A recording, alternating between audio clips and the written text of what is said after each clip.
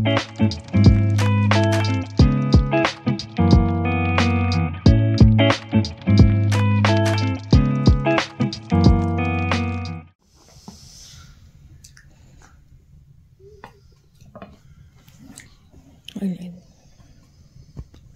Yeah.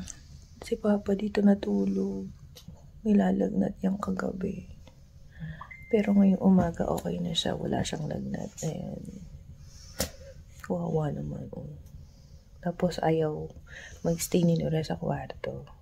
And dito siya ngayon. Kumakain na ng breakfast.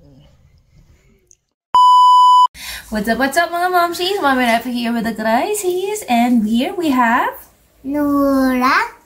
Yes, and welcome po sa aming channel. And today, dahil nga may sakit si Papa, magluluto kami ng all-time favorite nilang mag-ama, ang tinola na pagkarami-raming spinach. Dinamihan ko na yung spinach para maging ma-relax sila, pati ang ginger. And kahit may sakit si Habibi, pumasok pa rin siya dahil no option to go for an off dahil ang kanyang supervisor na pwede niyang asahan sa operation ng restaurant is also off today. So, tomorrow, sabi ko sa kanya, if you wouldn't be able to take an off, babaliin ko yung paa mo. Babaliin ko yung paa mo para hindi ka makalakad. Matigas kasi ulo nun. Kaya kailangan minsan pupuwersahin mo siya para masunod ka. Yan. Di ba, Nana? What are you going to eat today? Anong kakainin natin? Chicken nilaga.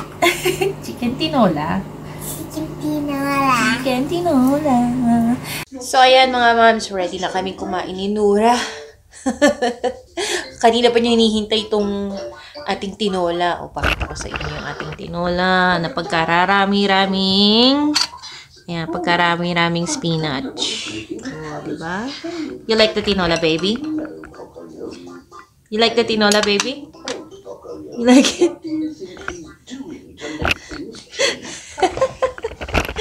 Ayan. Kasi pag kami dalawa lang kakain yan, dito lang kami sa sala. And habang na-entertain din siya sa panonood ng TV at the same time. Pero pagka merong school, syempre, focus siya sa school, sa homework niya. Kaya, ang papa niya kampante-kampante pag may pasok siya. And, tara, samahan niyo kami. Kumain na. Yes, baby. Yes, baby. I can see it now. Huh? Can I please eat it now? Yes, of course. See, I'm going to prepare it now. Blue.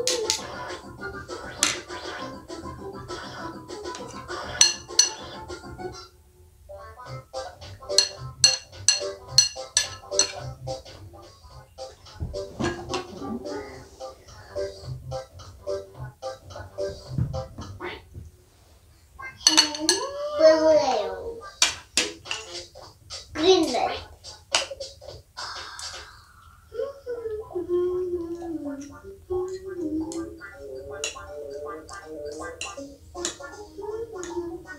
I got it.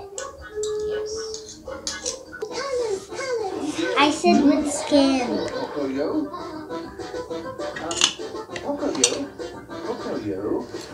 Pocoyo, are you having fun changing colors?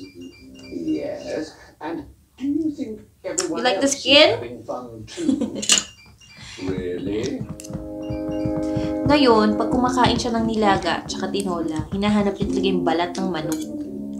Ewan ko ba kung anong texture ang nagustuhan niya sa skin. At gustong-gusto niya. Kahit yung mga grilled, nakikipag-unahan pa yan sa akin. Hey, that's chicken nilaga. It's tinola, not nilaga. The last time that we eat with potato and cabbage, that is nilaga. Now you know. Nilaga yun. Yung patatas. Patatas? Yes.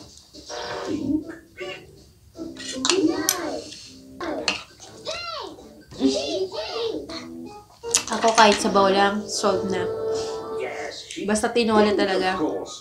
I think that just about does Ba't it. nagpa-funny face ka na naman, baby? Lagi niya yung ginagawa. Gustong-gusto niya yan, nagpa-funny face. Yung nagme-make face. Colour. Hey, baby! Hindi kain ka na.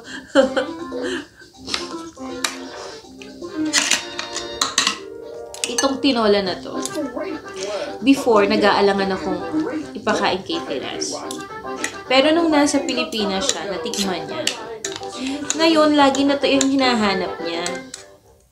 Before, baby, don't make it too near. Before, ang lagi niyang hinire-request sa akin is yung beef tapa at saka bulalo.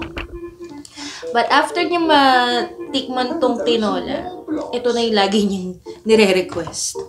Parang si Nana, di ba? Ito lagi yung gusto mo, no? Tsaka yung nilaga, yan. Tsaka ano, chicken feet?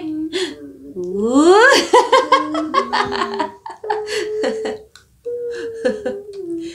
Batang chicken feet to eh. Walang pinapatawad to sa chicken feet. Kaya lang, nung dumating kami dito, Maybe it was nothing. Okay, I wala kaming mahanap na definitely saw chicken something feet. that time. Can any of you tell Ayan, tapos na kami kumain. So, magugas naman ako ng aming pinagkainan.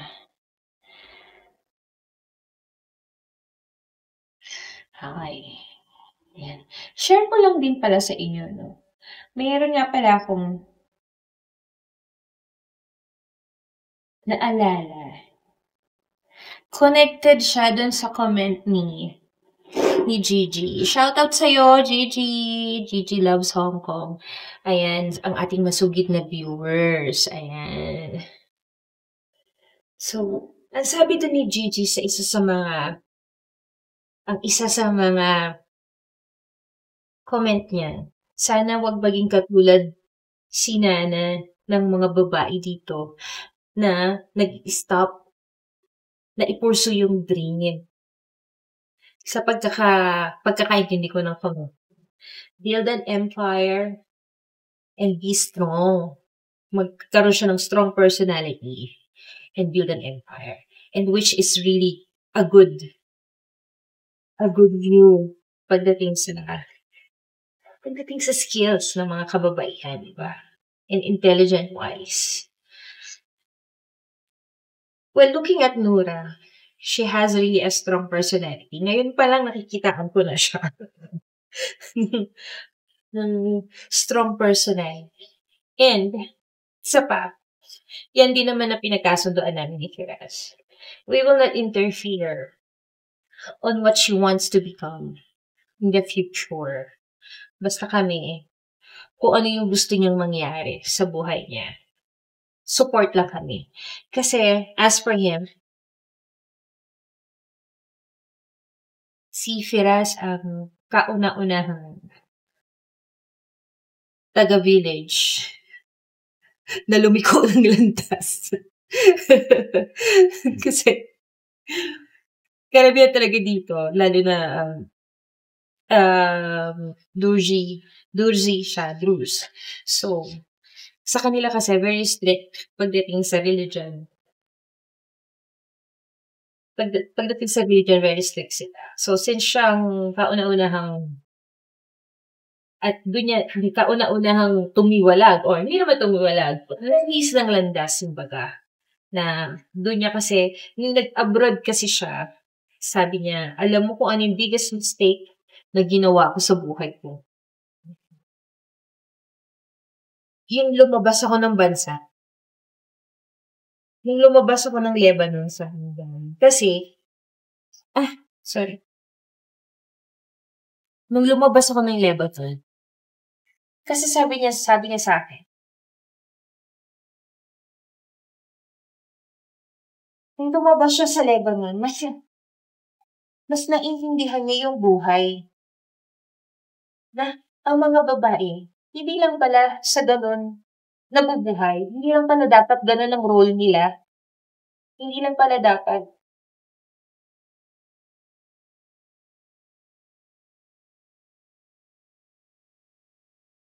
natatapos sa pagiging plain housewife ang babae.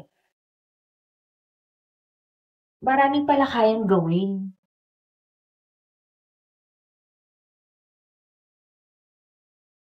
Ang babae, lalong-lalo na, yung may confidence ka, yung hindi lang puro pagpapaganda ang alam, hindi lang puro paggagawa ng kuko ang alam, hindi lang puro gusto ko nito, gusto ko ng ganyan. Doon niya nakita na ang ibang kultura ng ibang nationality. Mom, Yes, Dad. Dad. Yeah. Wait, no, we need a banana peel. It's okay, baby. It's fine.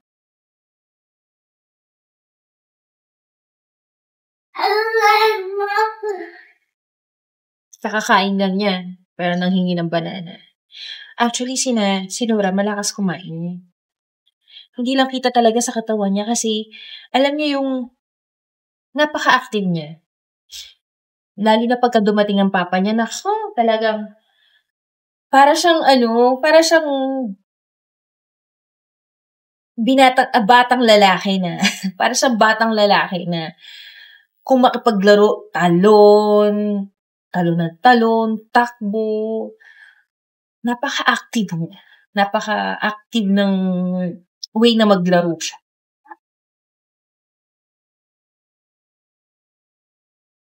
Hindi kagaya ng ibang bata dyan sa atin na babae na tahimik, maglalaro lang ng mga manika or or so luto-lutuan siya. Hindi. Mas gusto niya yung physical na laro. Ganon siya. Mas gusto niya yung physical na laro. Tapos, hindi niya bet yung mga bihira. Minsan, pagka may kalaro siya, yung luto-lutuan, ayan. Luto-lutuan, maglalaro siya ng gano'n. Pero tingin ko mas gusto niya yung sporty, yung galaw siya ng galaw. Parang ako, ganyan din ako eh. Mas gusto ko yung tumatakbo sa labas. Kesa yung nasa bahay ka lang, naglalaro ka lang ng manika, ng mga luto-lutuan. Tapos back to the topic nga, yun nga yung napag-usapan namin ni Firat na, usok mo. Yung napag-usapan namin ni Firas na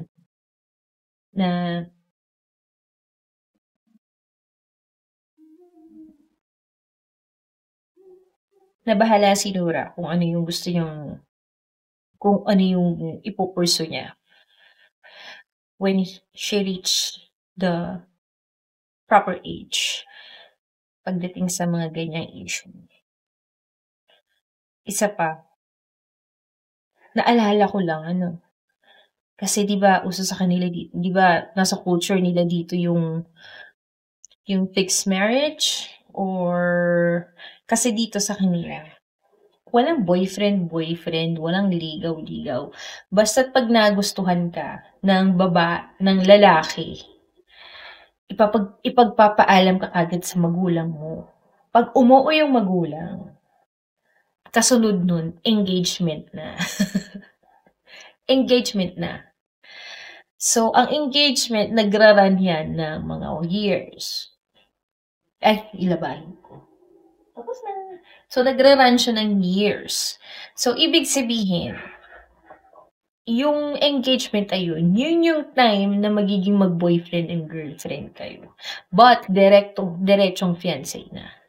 And, hindi naman kagad diretsong wedding na kagad. Hindi ibig sabihin na engaged na kayo is sure box na yon na wedding kagad. No. And yun yung time na kikilalanin niyo yung isa't isa kung magiging okay ba kayo or hindi. Kung mapagkakasunduan nyo ba na go for the wedding na or no. Yun yung sa kanila dito. Pag hindi kayo naging okay, you can back off. Pwedeng hindi matuloy ang wedding. Yun naman ang dito. Tapos, meron naman na talagang yung pagka-fixed marriage, yun yung walang choice. Walang choice. Dahil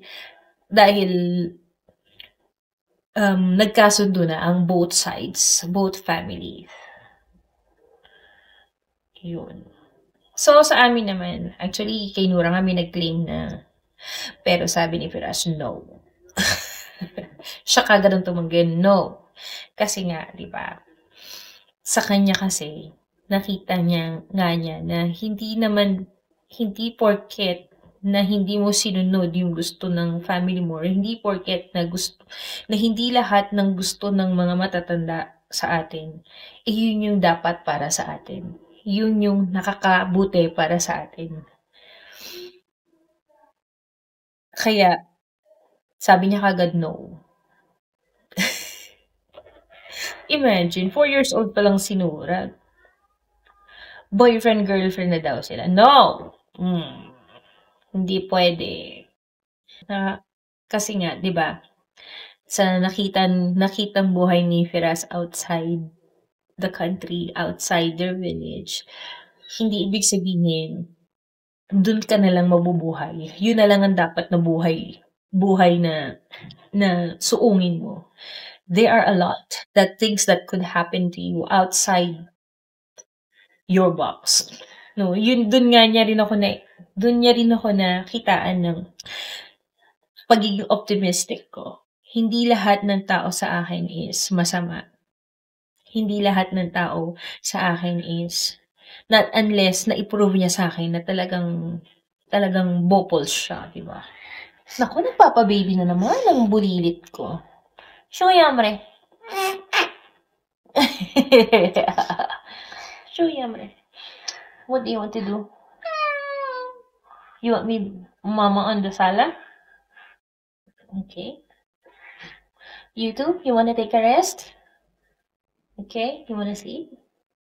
Why?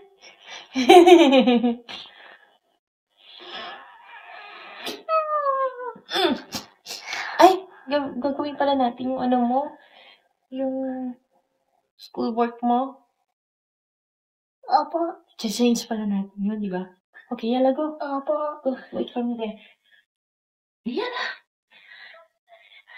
So, ayan, naglalambing ang aking bulilit, ang aking bagets. So, thank you so much guys for watching, and see you all on the next video. Give me a thumbs up for this video, and kung gusto nyo ang aming mga video, please subscribe, and also click the bell button para sa mga newly updated videos. Alright, thank you so much for watching. God bless you all guys. Bye! Say bye-bye, Nana. Bye.